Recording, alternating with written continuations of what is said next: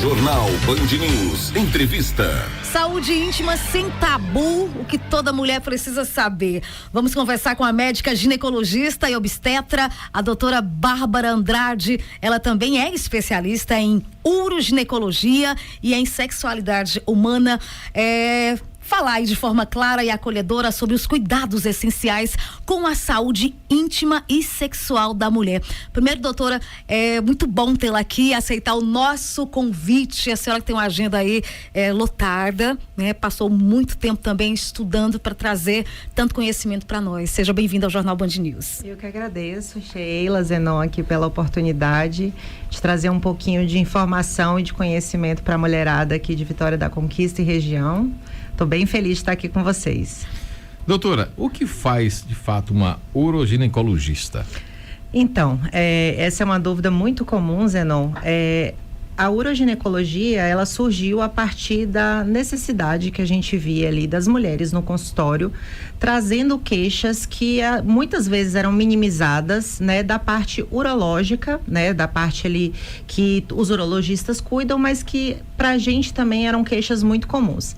Então, é basicamente uma ginecologista especializada no trato urológico feminino. Então, questões de incontinência urinária, prolapsos genitais, entre outras coisas que a gente vai falar aqui mais, mas é basicamente uma ginecologista que também trata a urologia feminina. Então esses aí são os principais problemas, né? Sim, os mais comuns que a senhora trata, isso, que a especialidade trata. Isso. Isso é uma coisa muito recorrente nos consultórios, né? E agora, aproveitando que a mulher cada vez mais tem um acesso à informação e cada vez mais nos jornais eles vêm trazendo pautas sobre as mulheres, né? Que muitas vezes foram minimizadas. Agora mesmo a gente está tendo aí o exemplo de quadros falando sobre a menopausa, né? Sobre a saúde da mulher num todo. E essas questões como perda de urina, prolapsos genitais, cistos na vagina, entre outros quadros, foram minimizados durante muito tempo, né? As pessoas falavam, não, isso é normal, mulher sentir dor pélvica é normal, mulher ter perda de urina é normal, e não é normal e tem tratamento, né? Então, a gente se especializa para cuidar basicamente disso e de outras queixas femininas também, né? Nós estamos com a doutora Bárbara Andrade, especialista em uroginecologia. Doutora, vamos falar sobre os sintomas, né? Sim. Dor, pressão pélvica, podem estar aí relacionados a algum problema pélvico? Sim, com certeza, Sheila. As queixas mais comuns que chegam pra gente, então, são pacientes geralmente ou numa fase mais jovem, que já tiveram alguma gestação, né? Ou pacientes mais velhas, né? Velhas assim, né? Hoje em dia eu digo que os 40 são os novos 30, né? Então, mulheres 40 mais aí, que já tiveram gestações também, que estão começando a entrar ali na fase climatérica, né? Pré-menopausa, então começam a trazer sintomas de ressecamento genital, pressão ali na bexiga, dor pélvica, né? Que não passa com medicações, a própria perda de urina, né? Qualquer questão relacionada a esse problema, a esses sintomas, a gente tem a possibilidade de fazer uma avaliação mais completa. Mas geralmente são essas as queixas mais comuns: perda de urina, dor pélvica, sensação de peso na vagina, na região pélvica ali, desconforto, dor na hora da relação, né? Desconforto para urinar. Então, todas essas queixas são muito comuns no dia a dia do consultório. A senhora falou de incontinência urinária, né? Tem tipos de incontinência? Sim, Zenon, tem tipos. Isso é muito importante e até trago um alerta. Muitas vezes as mulheres vêm, vamos fazer o tratamento da sua incontinência urinária com isso. E não é bem assim. A gente tem, então, 3 tipos de incontinência urinária, que é a incontinência urinária aos esforços, que é quando a mulher ela perde urina, quando ela tosse, espirra, faz algum esforço físico. A incontinência urinária de urgência, que é quando ela sente uma necessidade de fazer xixi, precisa sair correndo, às vezes não consegue segurar. Isso traz um desconforto muito grande. As mulheres, elas ficam muito estigmatizadas, elas não querem sair de casa por causa desse problema. E a gente tem a incontinência urinária mista, que é uma agregação dos dois sintomas, né?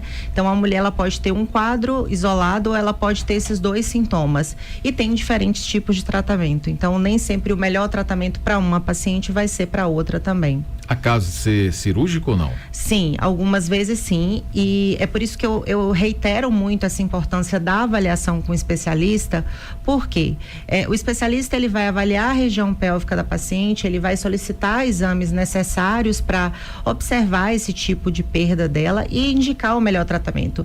E muitas vezes a cirurgia é a única forma de tratar e de realmente trazer uma qualidade de vida. Nem sempre é necessário, mas às vezes sim, e é uma forma resolutiva e que de fato melhora a qualidade de vida da paciente. Doutora, a ouvinte Tamires aqui, ela pergunta se hábitos alimentares influenciam na saúde urinária. Sim, com certeza. Principalmente para essas pacientes que têm essa incontinência urinária, mas de uma urgência, de um desejo incontrolável de ir ao banheiro, alguns alimentos e bebidas, elas influenciam diretamente. Elas podem ser mais irritativas da bexiga. Então, por exemplo, bebidas alcoólicas, bebidas energéticas, o cigarro, o chocolate, pimenta, que a gente aqui da Bahia gosta bastante, né? Eu particularmente sou uma falsa baiana, porque eu não gosto de pimenta, mas isso também interfere muito. É mesmo, doutora? Muito, bastante. Aumenta a frequência urinária da paciente, né? Então, todos esses alimentos e frutas cítricas, né? Limão, laranja, abacaxi. Sério? Sério. Todos, tanto é que uma das coisas que a gente orienta a paciente quando tem esse quadro é que ela deixe de fazer uso dessas então vamos falar as frutas aí. Vamos falar, repete aí, por favor. Então, se usar muito, né? Sim. Se consumir muito. Frutas cítricas, então, laranja, abacaxi, limão, todas as frutas mais vermelhinhas, então a amora, o morango, porque ele também tem um teor cítrico, bebidas alcoólicas, bebidas energéticas, então aqueles energéticos, né, que o pessoal toma bastante, o cigarro, chocolate, e o cafezinho também é bem irritativo da bexiga. Mas isso para quem tem predisposição ou pode acontecer com qualquer mulher? Pode acontecer com qualquer mulher, né? Não. Isso é uma reatividade anormal das células da bexiga. O que é isso? Eu tenho o meu músculo da bexiga, ele acaba ficando mais reativo a esses alimentos e bebidas. E aí começa a se contrair no momento em que não deveria, e eu sinto mais vontade de ir ao banheiro, e eu posso perder xixi aí no meio do caminho se eu não conseguir segurar adequadamente por uma fragilidade ali da minha bexiga, né? Entendi. Vamos falar do prolapso de órgãos pélvicos. Como identificar isso? Como tratar? E o que é exatamente? O que é o prolapso? O prolapso é quando, falando assim, para que as pessoas tenham um entendimento melhor, é quando eu tenho uma queda dos meus órgãos pélvicos. Então, o meu músculo, o meu ligamento, ele não está mais segurando aquele órgão onde ele deveria segurar. Então, eu posso ter um prolapso, por exemplo, do útero. O meu útero pode sair pela minha vagina. Eu posso ter um prolapso da minha bexiga, do meu reto. E isso é uma coisa que traz muito desconforto para a paciente, né? A paciente, geralmente, ela tem uma sensação de bola na vagina, uma sensação de peso ali na região pélvica. Ela sente dor na hora da relação, ela tem uma dor pélvica mais importante. Pode atrapalhar a própria micção dela, né? O esvaziamento da bexiga, e existem também diversas formas de tratamento. Então a gente pode utilizar cirurgias, a gente pode utilizar da fisioterapia pélvica, que é uma grande aliada na nossa área, na uroginecologia, né? A gente tem a fisioterapia pélvica ali com muita importância, com muito respeito, porque de fato ajuda bastante essas pacientes, né? Na melhora desse quadro. E essa fisioterapia é feita em consultório com? Isso, com fisioterapeuta pélvico. Com o fisioterapeuta, né? A gente encaminha a paciente, a paciente... É específico. É específico, isso. É uma outra especialidade, né? É da fisioterapia mesmo, só que mais direcionada à região pélvica ali. Então, a gente pode lançar mão disso, a gente pode lançar mão de algumas energias, então, laser, radiofrequência, obviamente é necessária uma avaliação para ver se o quadro daquela paciente se encaixa em algum desses tratamentos ou se de fato é necessário já passar para uma cirurgia, né? Doutora, quais mulheres são mais acometidas com prolapso, assim? Quem já teve filhos, mulheres com mais idade, ou não tem essa relação? Sim, mulheres geralmente a partir dos 40 anos, né? E aí durante todo o resto da vida ela pode apresentar esses prolapsos genitais. Mulheres que já tiveram muitas gestações, e aí, Sheila, inclusive até chamar a atenção para isso, que não necessariamente a via de parto. Então, eu tive partos normais ou eu tive partos cesáreas, né? A gestação por si só, ela já é um fator de risco, né? Tanto para o prolapso, né? Para esses prolapsos, quanto para a incontinência urinária. Então, a importância, né? Uma dúvida que me veio aqui. Aquela mulher frígida, ou aquela mulher, digamos, que se julga virgem, nunca teve relações, né? Mas com a idade vai chegando e, enfim, não teve vontade. Ela tem esse risco da mesma forma? Sim, Zenon, ela tem. Por quê? Na verdade, à medida que a gente vai envelhecendo, quando a gente está ali no período da menopausa, né, principalmente, em pacientes jovens que nunca tiveram relação, nunca tiveram gestação, dificilmente ela vai apresentar um prolapso. Mas ela pode apresentar algum desses sintomas se ela já tiver ali alguma doença de base, por exemplo, que cause uma fragilidade dos ligamentos dela. Então, né, algumas colagenases, por exemplo, ela pode ter esse tipo de doença e ter esse sintoma, né? Essa doença do prolapso. Mas as pacientes mais velhas na menopausa, elas têm uma redução do estrogênio e do colágeno circulante. Então, ela pode apresentar um prolapso sem necessariamente ter tido uma vida sexual ativa ou ter engravidado ou ter tido relação. Então, sim, ela pode apresentar. Não é muito comum, mas pode acontecer sim. Então, a importância de se consultar, né? Independente de estar sentindo algo ou não, fazer seus exames de rotina, doutora. Isso. Muito importante.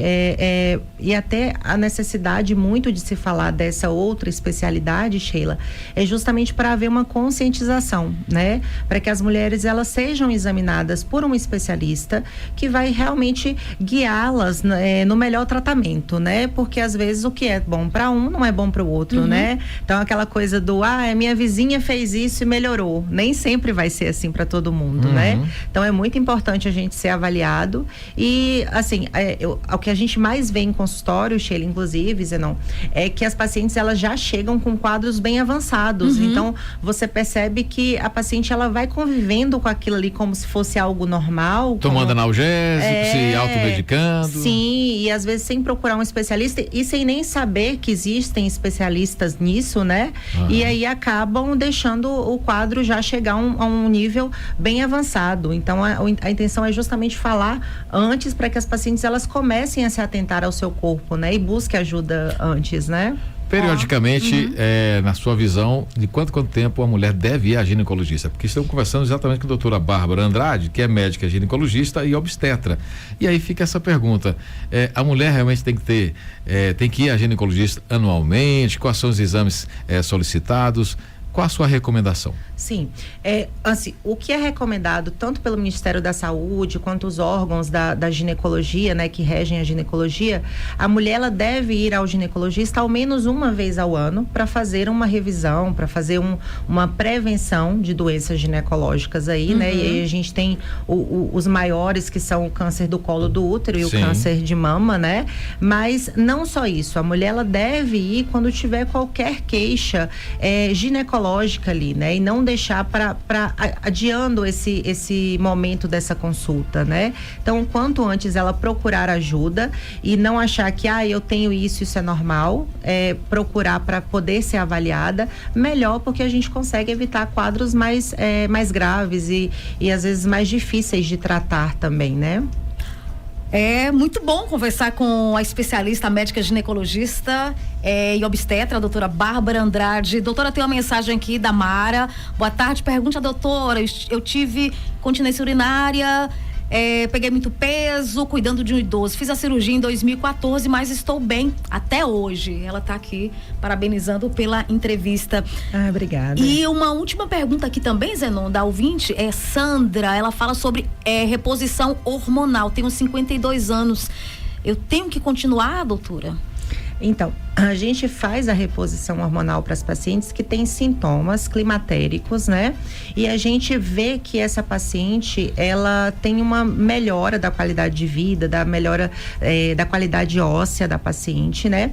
E também essa questão da reposição hormonal interfere também no quadro ginecológico. Então, alguns dias atrás eu até falei muito nas minhas redes sobre a síndrome urogenital, né, da menopausa, que é justamente essa piora da perda urinária, do ressecamento vaginal, e a reposição hormonal ajuda bastante nesses fatores, né? Então, a paciente, enquanto ela tem uma vida ali ativa, vai sendo acompanhada laboratorialmente, clinicamente, e tiver tudo estável, não tem problema ela fazer durante a reposição hormonal durante um tempo mais longo, né? Então, isso é muito de avaliação ali com seu médico, mas estando tudo ok, essa reposição é super válida.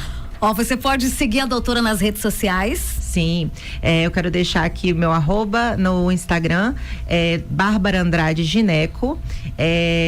Pedir vocês para me acompanharem lá, tem bastante coisa legal, sempre posto sobre assuntos novos e tiro dúvidas. Então, quem precisar tirar uma duvidazinha, marcar consulta e acompanhar, vai ter bastante coisa bacana.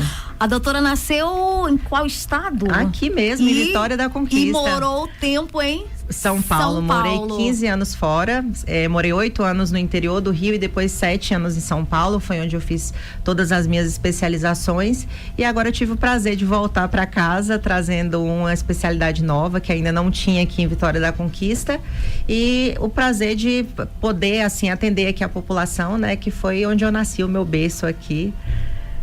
Muito bom. Isso. Zenon, agora vamos aqui, a especialidade da doutora.